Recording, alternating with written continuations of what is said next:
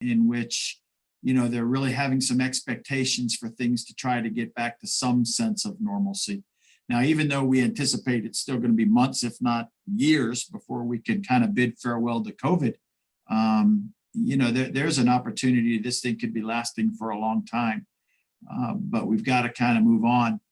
So you deal with EFS mod a year ago, you deal with COVID this year, you know, kind of where are we at with next year? And I think that one of the things that comes to mind for me is this COVID thing has really done a lot in the field of education, and it's created a lot of gaps for children.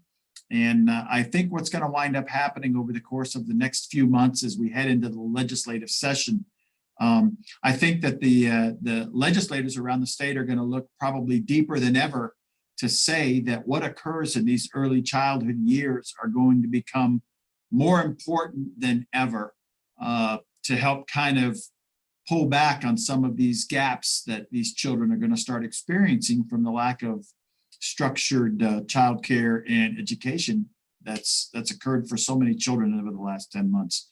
So I think it's critical that as we begin to move forward, obviously recognizing that we still are in crisis mode in many ways, obviously understanding that the world has changed drastically for so many of you providers, and the way of work is still very different for probably everybody in our field.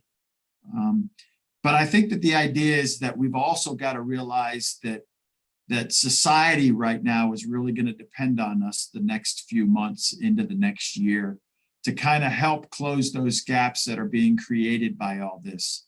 So whether you're really leaning on the social emotional learning side of children, or you're really leaning on that cognitive side, you know, with literacy and numeracy, I think it's going to become critical that all providers really start trying to figure out that balance.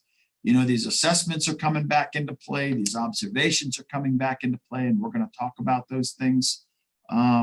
But there is going to come a point in time that if you're a provider and you haven't taken a good look at the quality of instruction that you're providing and really kind of looking at what your individual teachers are doing in your schools, in classrooms, in centers and rooms, you know, take a look at that.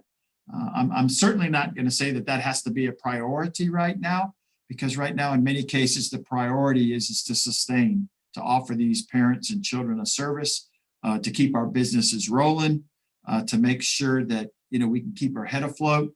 I commend those of you that are doing all the great things you're doing to kind of keep things going, because it has been incredibly difficult. So once again, as we always do, I'm going to say that if you're successful, we're successful. And I'll close out toward the end by reaffirming our commitment to you. But I think it's important that we do start looking ahead a little bit, make sure that we're kind of moving in the right direction, but make sure that you reach back to us if there's anything we can help you with. So we've got a lot to cover today. I'll move on, and I want to welcome you to today's meeting. I hope you're safe. I hope you're doing all right. And I'll turn it over to Cheryl Kelly. Okay, you hear me? Are we good? Can you hear me?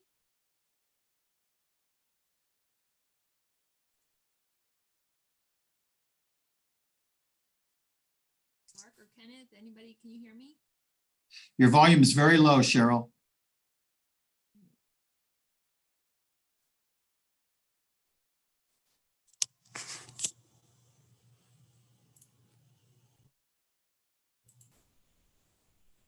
Can you hear me now?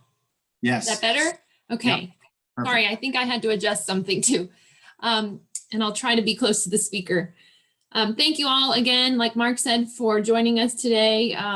We would love to be able to see you all and be in person, but this is, I guess, the next step. We've gotten used to the Zoom meetings. We do have a few things to go over, and in particular, I guess, related to program and quality, quite a few topics today. The first one is starting with child screenings. So those are your ages and stages for the school readiness program. And I guess the one thing I would say is thank you. Thank you for continuing to work with us. with those screenings and in trying to get those done on time. We do understand, and we thank you for your patience. We do understand that there are still some hiccups, some things within the ELC portal where you go to do those screenings.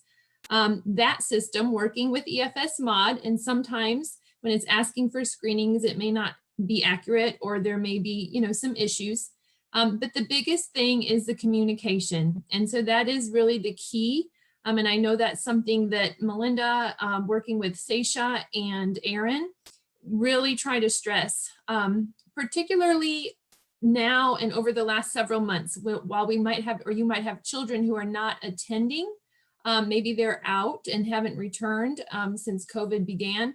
If there's a screening due for a child and the child is not there, please let us know. Aaron would be the contact in the Lakeland office, Aaron Canton, and Seisha Sanchez in the Winter Haven office. It's real important. As a reminder, screening is required as part of your contract, and it is required in rule. And I know we tend to repeat this a lot in the meetings, but because of that, it's real serious. We don't want to be out of compliance as a coalition as far as with the state and meeting the statutory requirements for screening. And we certainly don't want you all to be out of compliance at any point. And we certainly don't want to send any non-compliance letters. So communicate with us. If you have any questions, Aaron, Seisha, or Melinda would be happy to help you. Next, we're going to talk a little bit about child assessment. That's the Teaching Strategies Gold, the voluntary program for school readiness. And I'm actually going to turn that over to Melinda and let Melinda provide a few reminders with that. Good afternoon. I just want to say, first of all, thank you to all the gold providers who have stuck with us through the COVID and is continuing to stay in the gold program, because we feel like it is a great tool for children assessment and their development. So just a few reminders. If you're presently in gold, the checkpoint for the fall is October 31st. And that is only a few days away. So if you have not completed your checkpoint, please do that before the 31st, because we know systems tend to not work like they should. And if you wait till the last day, you might not be able to complete it. And then if you're getting the 5% differential, you wouldn't be able to continue to get the 5% differential. Also, if you have completed your checkpoint, do not enter any more information, because it will not go into the winter checkpoint. It'll go back into the fall checkpoint. So please don't enter any more information. You can start doing that November 1st. You're not completed with your checkpoint if you have outstanding consent forms. So we have our gold team. We have Kristen, Tina, and Stacy. They are great with assisting people with this, and I believe you probably get emails from them. So if they're looking for some consent forms, because we have to have those consent forms, please get those in to be able to be completed. Also, do not add any more school readiness children in at this moment until the checkpoint's over. And if you have any new school readiness children, you can go ahead and add those in November 1st. We also ask you on that profile, when you add, include their OEL ID number, because that is how it is recognized to get the 5% differential if you are getting that. So if you don't put that ID number in, they do not know, they don't recognize the child, and you might miss that payment. So if you have a question about that, please reach out to me or anyone in the gold team, and they can help you understand where to find that at. Also, if you're not participating in gold, you still can. You won't get the differential, but if you want to know how it works, what you can do, you can start with a couple of children just to see how it does work. Because we feel, like I said, it is a great assessment tool. So if you're interested in that, please reach out to me and I can connect you to one of the goal team members to help you find out how can you assess children. You can do lesson planning in it. We can make it to show you how easy it can actually be. We have providers who's done it for many, many years, and they use it to help with parent conferences. Now they're using it for lesson planning. It's just a great tool that the coalition offers. So I think that's all I have. If you have any questions, you can put it in the chat or just email me. And my email is still the same, even though my name changed a little. That's all. Right. For everyone who knows Melinda, she tied the knot, so we're happy for Melinda. All right, next is the Preschool Development Grant, so PDG, and this is something that you may hear now moving forward, maybe more often. These are grants that have been made possible through the state, through an application that actually the state of Florida submitted to the Federal Department of Health and Human Services. And really, we've had this funding before, but it was for a renewal for preschool development dollars. And so under this umbrella of preschool development, of the Preschool Development Grant, are going to be various projects and programs that are being pushed down by OEL to the coalitions. And you'll continue to see those, I think, moving forward in the coming months, even over the next year or two, or even more than that. Last year, we had some PDG funds related to child assessment. We were able to do some things with those working with Teaching Strategies Gold. This year, we're going to start with curriculum and mental health. So the coalition, we submitted a plan to the state and we have been awarded dollars to do some specific training and professional development, different types of training related to curriculum first. And that grant is going to be focused on a few specific curricula that many of you use. And so we will be targeting specific sites for that. And that was the way the plan was written. So you'll want to watch your emails. We will be reaching out and doing some virtual training and providing some resources related to the curriculum for you. Second is the mental health grant. And this is one that is social emotional development and mental health kind of all in one umbrella. And we'll be working with some vendors and doing some training on this as well. We feel strongly that this is a big piece always, but particularly since COVID started, and there are a lot of different needs, right? And children that are experiencing different things and teachers and classrooms and just lots of things happening. So we're going to be doing some additional work related to the calming kits that we had provided to all of you as part of provider appreciation, but also when COVID first started and working with you all, we distributed calming kits and did some training. We're going to be building on that, providing additional kits and additional training. So watch for emails related to that. We're also going to be working with Devereaux, which will be new for us. And that's going to be for Flip It training. And Flip It is a training that is, it's really a process. It's a 4-step process for addressing challenging behaviors. And so another tool, another model that I believe most of you are really going to like. We're really going to want as much participation as possible. Those trainings, I believe, are going to start, fingers crossed if everything goes well. We'll be kicking that off in December, the first week or so of December. And we'll be doing some virtual training. And then in addition to that, many of our staff are also being trained as trainers in the Flip It model. And so we're going to be able to extend this work and carry it forward. And you'll continue to see a lot of things rolling out that'll be related to that training. One last training under that umbrella will be called Circle of Security. And that's a training that many of our staff just attended and will also be trained as trainers in. That one is based on attachment theory and really connecting with children. It's reflecting on attachment and promoting secure attachments with children. Again, very, very important in the work that you all do.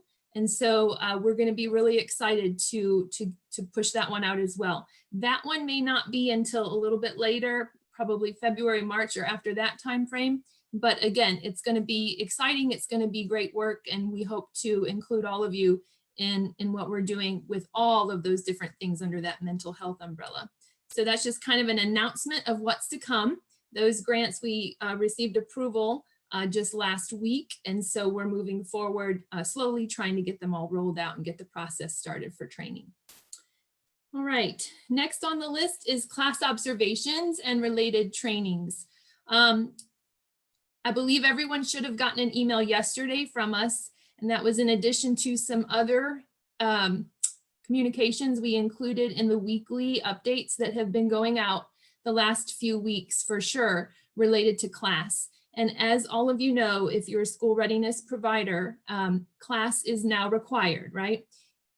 What happened last year in the spring when COVID hit was that all of our class observations stopped. There was that executive order that stopped those observations at least through June 30th. So they were not required, they were waived during that time period. But really beginning July 1 through now, there really hasn't been a waiver. We haven't been able to really get started until now. And that's what I want to talk a little bit about. You know, the Office of Early Learning has said it's time to move forward. It's a statutory requirement that we get these class observations done. And so we need to start planning them. So the coalition, we will have staff eventually starting the assessments as well, but we're also working with the Children's Forum. They are an approved vendor or approved contractor that coalitions are able to work with to provide the assessments. We have a lot of assessments to get done because we have to complete all of the ones that we didn't complete last year, plus all of the assessments for this year. And everyone is required to have one annually, right, per rule. So there's a lot of catch-up work that has to be done. And so we'll be working in partnership with the Children's Forum, and they'll be helping us to kick off those assessments here in the next couple of weeks. By next week, the first sites to be assessed will be contacted. The process will be the same as last year, where you will be contacted individually. You'll receive a 2-week assessment window in which you can expect during that time for the assessors to come out and do your observation or observations, depending on how many classrooms you have. And when they contact you, they will be also going over some safety protocols in regard to, you know, what you can expect from our end or from their end if it's the Children's Forum. And then they'll be talking to you as well about what you have put in place so that we can respect your protocols as well. And we're going to get started, you know, on the assessments. We do have to do them in order of priority. And that's something I know that I put in the email yesterday. And that is because there are so many, we are following the guidance of OEL. So if you are a provider who had your class assessments completed back in the spring before the start of COVID, and we finished everything and you were able to sign a 2021 contract with the coalition, your annual assessment probably will be last this year. You won't be in this first group of providers. You will be done later in the year. Those of you who are on the 1920 contract extension, because you hadn't had a class observation, you will be kind of at the start of the line. And there's a few other factors that kind of play into who goes first, who goes second, and that kind of thing. So we'll be working closely with all of you. Communication, again, will be key. Melinda is the one that looks over that schedule and plans, and we'll be working closely with the Children's Forum. Please, as we reach out or as they reach out, you know, if you have any concerns, call us, contact us. We need to know. And we're excited. We're excited to move forward. We're excited to be back out working with all of you, and we'll be thrilled when we get all of those class observations done. So if you have any questions, reach out again to Melinda. You can reach out to me, your quality specialist, whoever, and we'll be happy to help you with understanding what to expect. Lastly, too, if you're looking for training, we are doing a lot of training right now. Many of you have staff in our professional development program. And if they're in that program, they are taking training. All of their training is tied to class. And so that's a really good thing. So we have about 12 strategies, 12 different courses going right now. We're also offering one-on-one virtual technical assistance in training. The quality specialists are, and they kind of know that order in which some sites will be coming up for assessment. So they haven't contacted you already. You know, they may be to be talking you through that and doing some class overview trainings. But also we're going to start doing some 1 or 2 hour lunchtime, nap time, in-service overview trainings as well. We know that you may have new teachers who are going to need more training, but at least to get people started, to start answering questions. I would encourage you all to have your staff join in as many trainings as possible because, you know, the class piece and that score is really important. Next year, as of right now, the way it stands in rule, you have to have a composite score of 4.0 or higher on the class assessment to get a contract for the 21-22 year. So, you know, that's something that you need to keep in mind as we move forward, and we will be, you know, really looking at that as we move through the year and offer more training and technical assistance. Okay, next is the quality performance system. And again, Melinda's going to share a little bit about that. For the quality performance system, as some of you are probably getting used to submitting your rosters, just always remember it is important. It is in your contract now that you would submit your staff roster each month. So what we're really recommending is when you submit your attendance, you just go ahead and put that on your agenda to submit your roster. Make sure it is correct. Make sure if any teachers leave, you need to make them inactive and add your new teachers and then assign them to the classroom, because if they're not assigned to a classroom, then you won't be able to submit your roster. What we're doing with the class assessment is, in order to know what classrooms will be assessed with class, it all comes through the quality performance system. So when we ask you to complete your registration, that means your profile goes back and needs registration. We are asking you to approve your registration. That's saying that everything you have in your profile is correct. The staff's correct. The classrooms are correct. Everything's correct. So when you submit your registration, that is what tells us what class assessments will be needed and how many, because it's done by percentage. So if you have 3 pre-K classrooms, it's 50% of your classroom. So it'll be 2 of your classrooms. If you have 2 pre-K classrooms, it'll be 1. And so, but we have to have that completed in order to do your class assessments, in order for you to have a contract. So if you don't complete that, we don't do a class assessment, you can't keep a contract. So that's why that is extremely important. Your quality specialist will reach out to you to let you know that you need to complete that. And also the rosters, because if you do not complete your staff rosters each month, it becomes a non-compliance issue.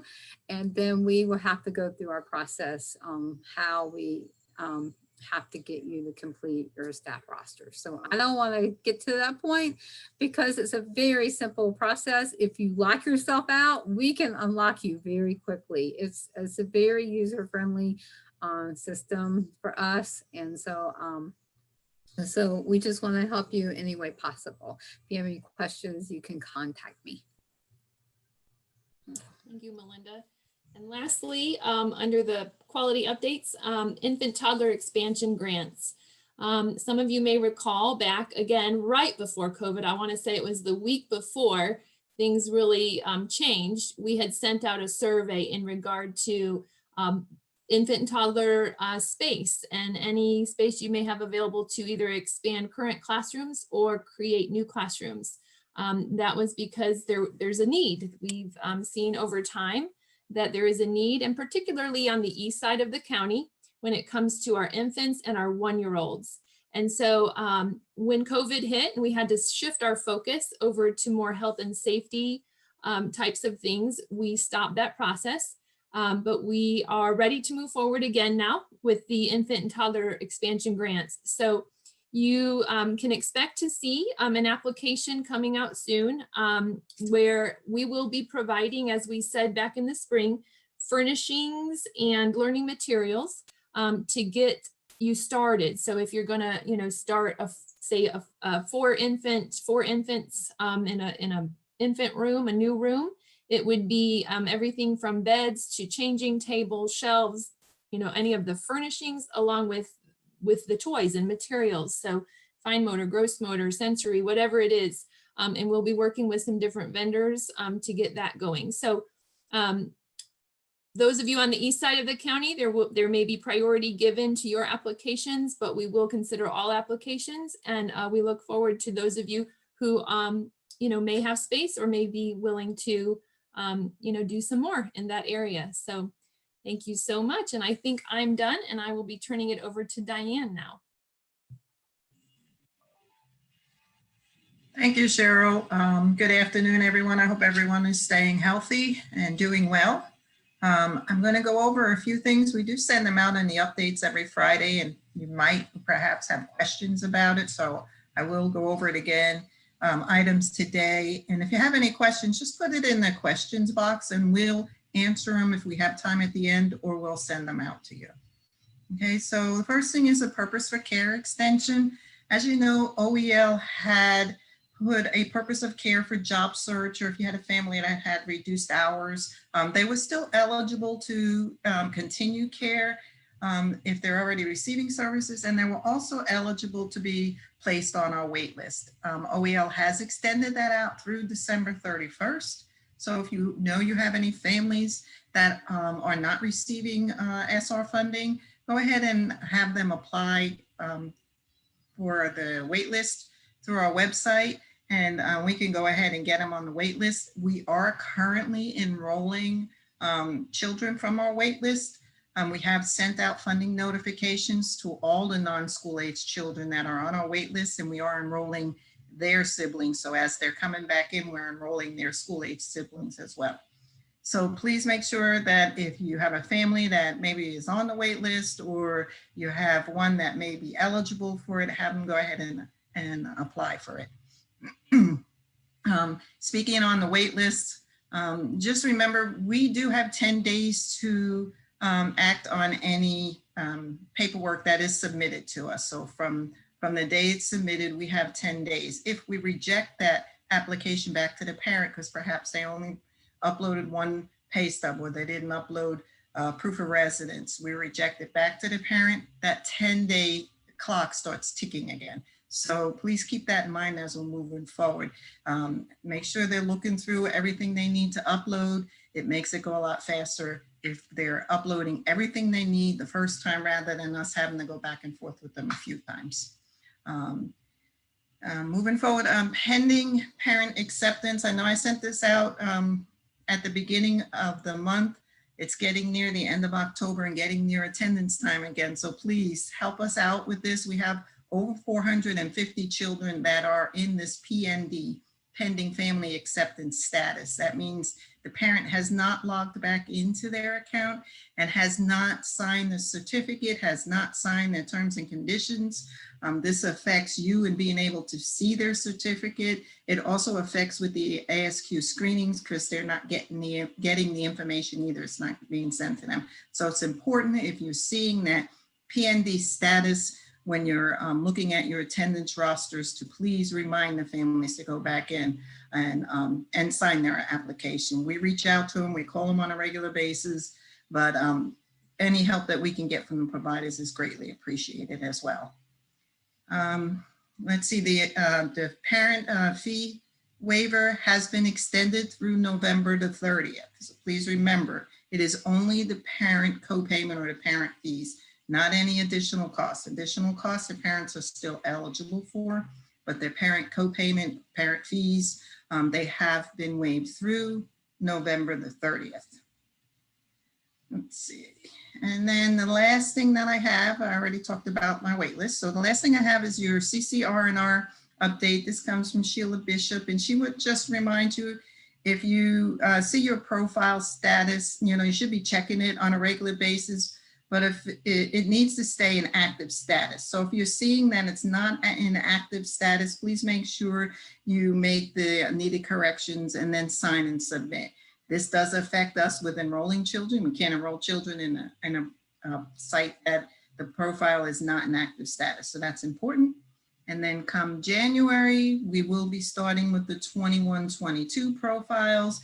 We'll let you know when it's available for you to go in and start creating and updating your profiles there. And I think that I got everything I needed. Again, if you have the questions, please make sure you put them in the questions box. And if we have time at the end, we will go ahead and answer those questions. If not, we'll make sure it gets out to everybody. Thank you and have a good afternoon. Next up, I think, is Kenneth. Hey, good afternoon, everyone. And like Diane said, I hope everyone's doing well. Unfortunately, we can't see you, but it's good to at least know you're there.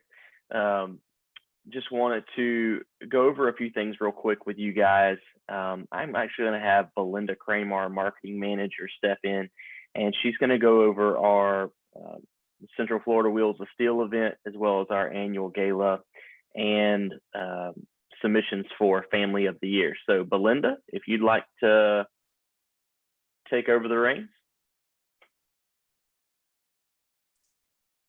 You're on mute.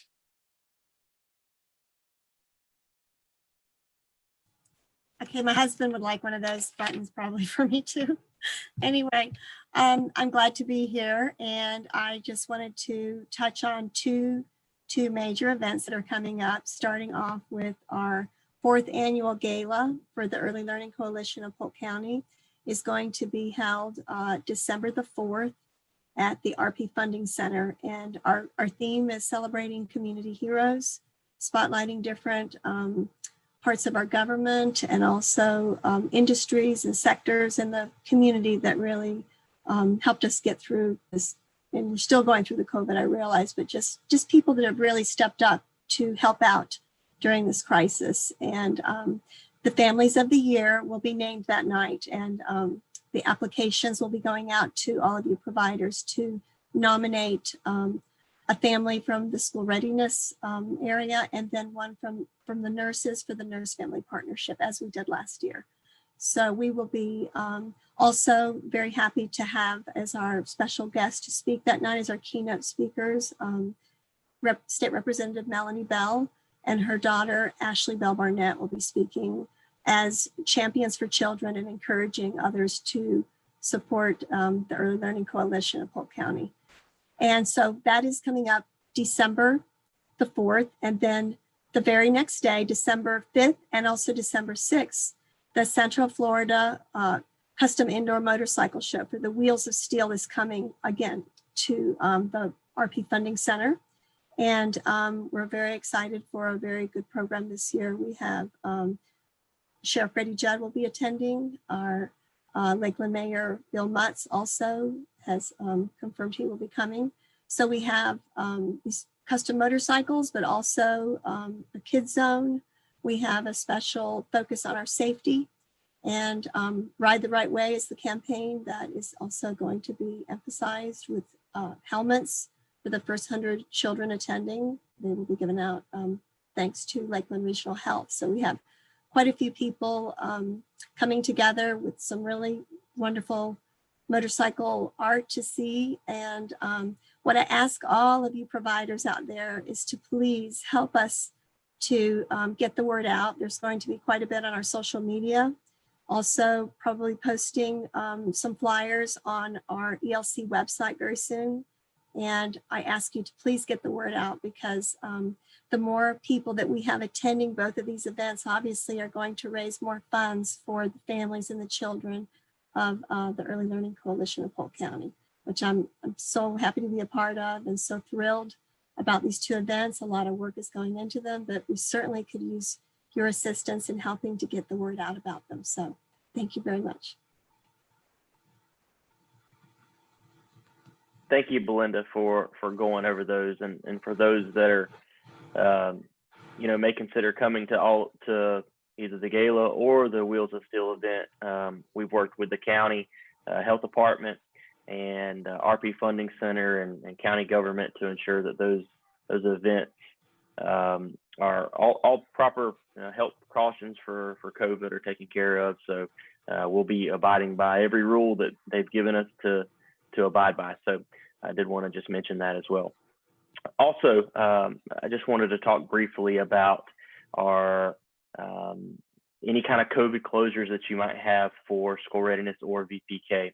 So currently, you've been letting us know, if you have any closures, what those closures were, how they pertain to your site. Was it just VPK? Was it just school readiness? Was it just your 3-year-old class? Was it just toddler class? We would ask you to continue doing that. Tonight, I received word this morning that tonight there will be an update in the provider portal that will allow you as the provider to actually submit those closures online. And essentially what you would do is you would go into the provider portal, and where you would normally do your attendance, and you'd select the attendance drop down, and you would go down. There's going to be a little box there that says temporary closures. You click on that, and then what it would do is allow you to add a closure. So you'd be able to go in the system and put a closure in for temporary closure. It's going to ask you, did this involve the whole site? Did it involve just SR? Did it involve just VPK? Click whichever one of those applies. There are some situations where none of the boxes that really are there fit what your closure was. So right now there's not currently a box for an individual classroom. So I know a lot, of people who have had closures have just had to close maybe one classroom. So there's not a box specifically for that. So in that case, just forego submitting it through the system, and just go ahead and just let your quality specialist know, let your reimbursement specialist know, hey, these are the closures that I have, and these are the dates, and then we'll take care of entering that closure on our side. And then what you would do is, if you did have an individual classroom, you would just mark those children as absent on your attendance sheet, and then for the reason, you could go in there and put disaster for that absence. For school readiness, we're going to essentially up through September, we paid based upon enrollment. For October, we are allowing 16 absences for school readiness children. For November, we're allowing 14 absences. So just document those absences. If a child is out more than 16 days, you'll only get paid for 16 days for October, 14 days for November. For VPK, as of October 1st, if you had any type of closure, we've been notified by OEL that rule is in effect, that there aren't any other kind of exemptions for COVID other than what is stated in rule. Rule says that you have 5 days you're eligible for disaster days that you would not have to make up. If you have to close your VPK classroom or VPK side of things, then you would have to, you'd be able to get paid for 5 of those days. If say you had to close it for 2 weeks, so it'd be 10 business days, you'd be able to get paid for 5 of those. And then what you would have to do is revise your calendar, your VPK calendar, for the remaining 5 days. So if that occurs, then you can enter that closure, or you can reach out to VPK staff here at the coalition, your reimbursement staff. Just let them know, hey, this is what needs to happen. We can walk you through, if you don't know how to do it already, calendar revision, and ensure that we have those children in there for that 540 hours minus that 5 days of disaster there. So like I say, tonight, probably around 6:30, the portal's going to be going down. I'm not sure exactly how long it's going to be down, but for a few hours probably tonight. And OEL is going to be putting that functionality to enter those temporary closures in the system. So next week, as you're doing your attendance, if you did have a closure, or you have a closure going forward, then you can enter that closure into the system. We would ask you to do that, and then just it's pretty simple form, pretty simple little process. It doesn't take but a couple minutes to go through that and do that, but you can put in your closure documents. I know sometimes the health department gives letters that say you must be closed or this classroom must be closed for 14 days. You can upload that as documentation. So I did just want to share that with everyone. If you have any questions, feel free to, like Diane said, submit them into this question box. We'll get those out to you if we can't answer them before we end today. But as always, if you have any other questions regarding closures or temporary closures or things like that, feel free to reach out to your contact at the coalition, either through your quality specialist or through your reimbursement specialist, and we'll be happy to help you in any way we can there. I think that is going to wrap up the updates for contracts and operations. So next we have Ashley for Vpk Updates. Good afternoon. I just have a couple of Vpk updates. On last week, the Office of Early Learning actually sent out notice to all VPK providers informing you of the VPK Progress Monitoring Pilot Program. The pilot program will be offered to VPK providers on a certain basis. There are some requirements that you do have to meet in order to be eligible for the program. If you are interested, they had 2 days of webinars that were offered and they were recorded. At this time, the recordings are not available. When they are available, I will send out an email to let you know where to go on the OEL website to listen to those recordings. But I do want to say the program is based off of the STAR assessment, which the kindergartners are actually using for flickers at this time. So what OEL is wanting to do is to provide a link between your VPK program, the assessment that you're using there, to the assessment that's being used in kindergarten. So in the 2-year, it's a 2-year pilot program, and there is a limited amount of slots that OEL is offering to VPK providers. It's offered around the state. So if you are interested, please go on to the Bright Beginnings website, and there is a spot for you to apply. Let's see what else I have, just to make sure I cover everything. With the assessment, with the pilot program, they will be offering technical assistance and training. So if you have a program, they will, if you are eligible for the program, you'll be able to offer the assessment to all VPK children in your program. The program is free for you. There are some technology resources that OEL will provide to you as a provider, and it'll be available for each VPK classroom that is approved on the application.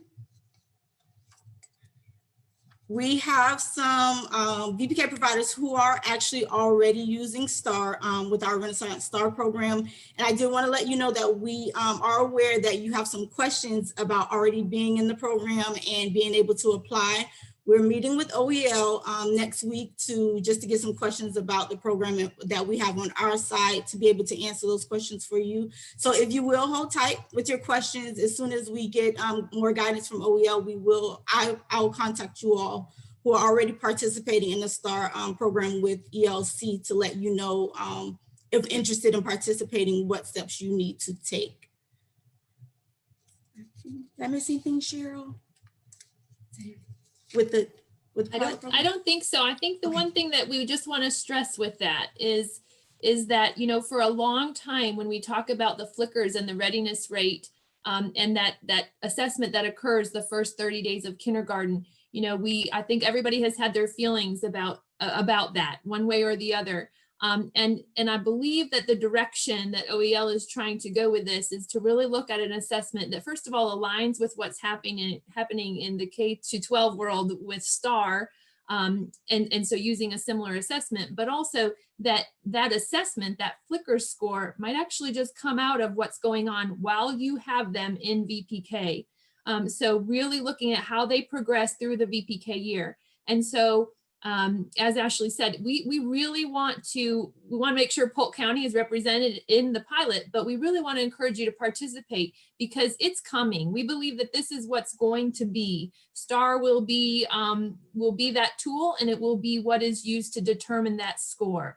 So from what we're hearing and what we know, don't quote that, although I guess we're being recorded, but I believe it is what's coming, and it is important that maybe you jump on board now so that you're ahead of the game and that you understand how it works. So yes, please get in touch with us. Ashley is certainly you know, here and ready, and we will be working, like she said, with those of you who are already using it in conjunction with us as a coalition and working with Renaissance, and how that will work if it flips on over to the OEL side in their pilot.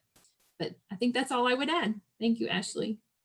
Just one more note, the application process is open until November 11th. So if you are interested, make sure you go on and apply on the Bright Beginnings website by November 11th. And the applications do have to get approved by the, reviewed by ELC and the OEL for you to be approved for the program. And there is an actual web page dedicated to the pilot program on the OEL website. And I will be sending out an email this afternoon to all Vpk providers, so you are aware of that, that website, in case you want to go on and take a look at the outline of the program and some of the trainings and resources that are available through the program. Two other things, virtual study buddies. The virtual study buddies is still offered for the months of November and December. And I know I get a lot of emails about what are the study buddies, and the study buddies are training, well, they're training sessions offered by our regional facilitators for anyone who is taking any of the VPK trainings. There's 6 trainings, and those trainings are trainings that are required for VPK POP, providers on probation who are on a staff development plan. Those trainings are the 6 trainings that they're offering the study buddies. And what the regional facilitators are doing are providing technical assistance and overview of the actual trainings. If you've already taken the training once and were not able to pass the assessment, or maybe you just need more information or questions about the material from the trainings, you are welcome to join those study buddies. And I'll be sending out, along with the progress monitoring email, the calendar dates for November and December, if you have any staff that want to register for those study buddies. And the last thing is Bbk Trainings. All VPK trainings, instructor-led trainings, are at a halt right now since we're not doing any face-to-face trainings. If you are, if any of your teachers do need to take trainings, they are all available on the DCF training website, and they can sign up through their personal accounts to take the online trainings. So that's all I have. Nancy. Thanks, Ashley. Hi, everyone, and happy Read for the Record Day. I just wanted to take a few minutes to remind you all of the importance today. This is the 15th year that Jumpstart has shared its annual Read for the Record event with the world. And today, millions of children and families or adults around the world will join together and participate in the world's largest shared reading event, which is pretty spectacular. Each year Jumpstart vows to beat its world record, and each year it does. And the coalition is really happy to participate in the event.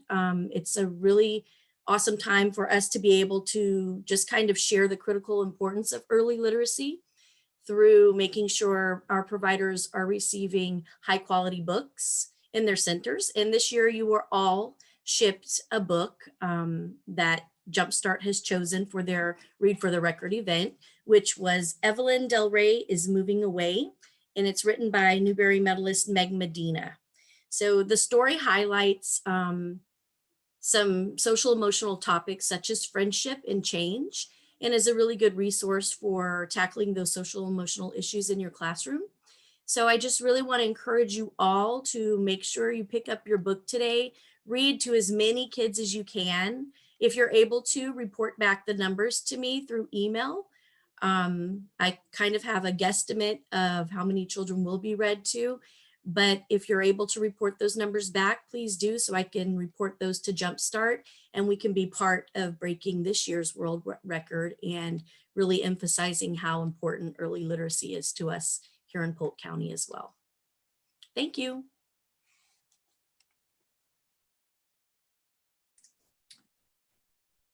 All right, very good. So I don't know if the panelists want to take a look at the questions in the question box, and feel free to answer any of those. In the meantime, I guess we'll wait a minute or two to see if anybody else wants to type in a question or ask one, and then we can spend a moment answering. are you able to help with the first question? It says, if we follow the school board dates for our VPK, do we need to adjust our calendar with the new school board end date that just came out, or does this not pertain to us because of the mandated VPK hours? Are you aware? Okay, sorry about that. Just unmute myself. Okay. If you follow the school board dates, do we need to adjust our calendar? So with VPK, based off the 540 hours, with the end dates, as long as you're completed your VPK program before the June 30th date, you do not have to align it with the school board. But however, as Kenneth mentioned with the COVID closures, keep in mind if you have those COVID closures, you get those 5 allowable disaster days, and anything beyond that will have to be made up. So as you get close to that June 30th is the cutoff date, keep that in mind. Contact us and anybody in the contracts department. We'll be more than happy to walk you through how to revise those calendars. But if that answers the question, as far as the school board, you do not have to follow and align your VPK program to meet the dates of the school board. Thank you, Karen. If anybody does want to ask a question, you can feel free to raise your hand as well, and we can allow you to ask that question if you desire to.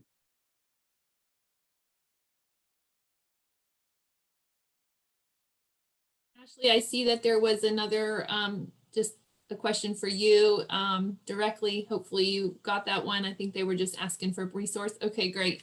And then if we did not receive our book for the Read for the Record Day, when can we expect it? And Nancy, do you have any idea if some of those were delayed? I'm going through the tracking information now. It looks like the majority of them have been delivered. There were some that I haven't gotten to yet. If I can get the center name for the person asking the question, I can check tracking and find out where her book is. Okay, so whoever that might be, if you don't want to put it in here, you're also welcome to email Nancy, separately as well. That would be fine. Either way is fine.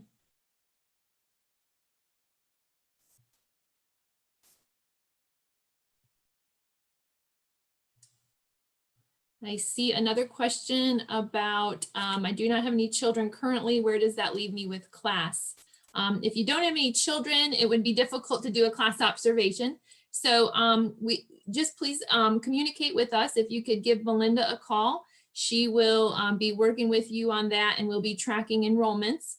And then we'll figure out when the best time to do that class observation would be. We realize that especially in a family childcare situation, or a smaller site, there could be issues. We also have that, when providers are first starting up or that kind of thing. So if you'll just reach out to Melinda, she will work that with you.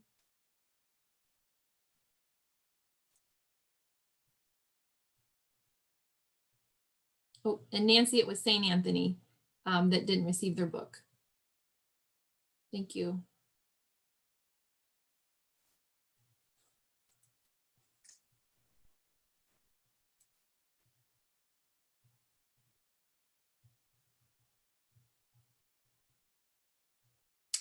Okay, Kenneth, there's one there about absences. I'm wondering if you can help with that one.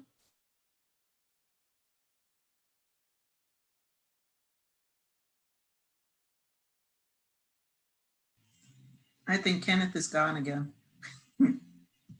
No, I'm here. I was trying to read it. Yes. So the portal with the right letters. Yeah. So you have an A is for the absence. When you click the A, then it should allow you to put a reason for that absence. So there's not I understand you have an A and an N. N is non-reimbursable. Click A, and then there should be a reason for that absence, and you can put disaster there. If they still struggle with that, Kenneth, who should they call? If you're still struggling with that, call your reimbursement specialist. So I'm not sure who your reimbursement specialist is, but reach out to them. They'd be the one to kind of help you. They can help walk you right through it.